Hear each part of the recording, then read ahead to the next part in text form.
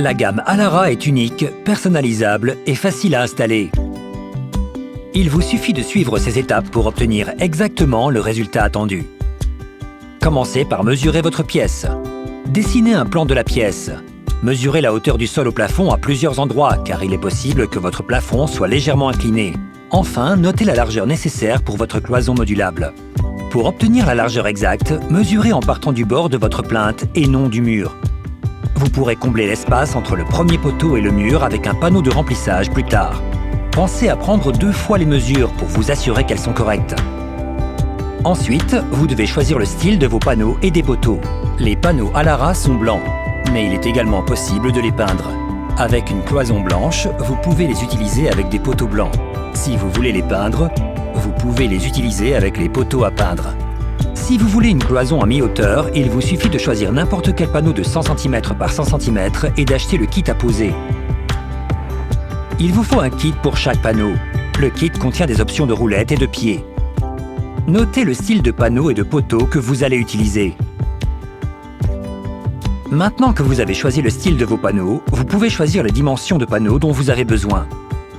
Vous devez les combiner en fonction de la hauteur de votre plafond et de la largeur de cloison souhaitée. Le plus simple est d'abord de concevoir un mur avec des panneaux pleins et de les remplacer à la fin par des étagères, des espacements ou des panneaux personnalisables, par exemple des fenêtres pour laisser entrer la lumière. Vous pouvez combiner des panneaux de tailles différentes pour adapter votre cloison à n'importe quelle hauteur de plafond comprise entre 230 et 282 cm. Ce tableau indique la hauteur de panneaux combinés nécessaire pour différentes hauteurs de plafond. Pour cet exemple, la hauteur de notre plafond est de 244 cm. Elle entre dans la deuxième plage de hauteur. Il faut donc combiner 2 panneaux de 100 cm de haut, un panneau de 25 cm et un panneau de 12,5 cm. Trouvez la combinaison dont vous avez besoin pour la hauteur de votre plafond et notez-la sur votre plan. Vous pouvez ensuite combiner les largeurs de panneaux pour que la cloison ait la largeur souhaitée. N'oubliez pas que les côtés gauche et droit de chaque panneau doivent être clipsés à un poteau et que chaque poteau ajoute 4 cm à la largeur totale de la cloison. Pour notre exemple, nous voulions une largeur aussi proche que possible de 265 cm. Avec cette combinaison, nous pouvons obtenir une largeur de 266 cm.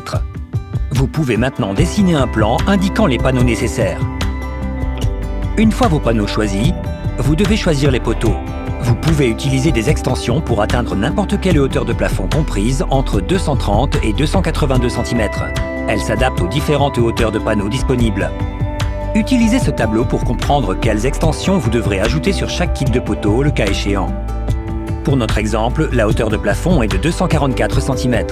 Elle se situe dans la deuxième plage de hauteur, donc nous aurons besoin d'extensions de 12,5 cm sur chaque poteau. Pour combler l'espace restant jusqu'au plafond, déployez le pied supérieur sur chaque poteau. Regardez notre schéma. Nous avons besoin de 4 kits de poteaux et de 4 extensions de 12,5 cm.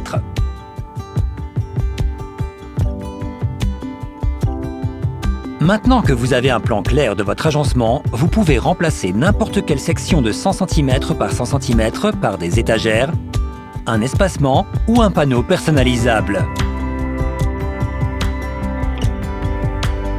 Si vous voulez installer des étagères, vous aurez besoin d'un kit d'équerre fourni par lot de 6 et de 3 panneaux de 100 cm par 25 cm. Pour un espacement avec 2 espaces, vous aurez besoin de 2 kits d'espacement fournis par lot de 2 et de 2 panneaux de 100 cm par 25 cm. Vous pouvez également utiliser des espacements et des étagères sur des sections inférieures à 100 cm de large en utilisant des panneaux plus étroits. Vous pouvez également remplacer un panneau de 100 cm par 50 cm par un panneau d'affichage en liège ou combiner 2 panneaux pour remplacer un panneau de 100 cm par 100 cm. Vous devez utiliser des joints sol-cloison le long du bord inférieur de chaque panneau qui touche le sol afin de combler l'espace et de protéger le panneau lors du nettoyage de la maison. Les joints sont disponibles en longueur de 100 cm.